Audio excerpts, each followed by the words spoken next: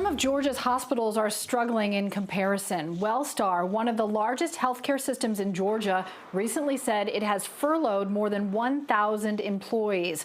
Wellstar has suffered losses that could add up to $600 million. That's according to our partners at the Atlanta Business Chronicle.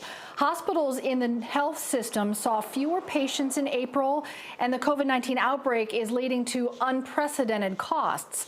Wellstar's corporate officers are voluntarily taking a 30 to 60% pay cut.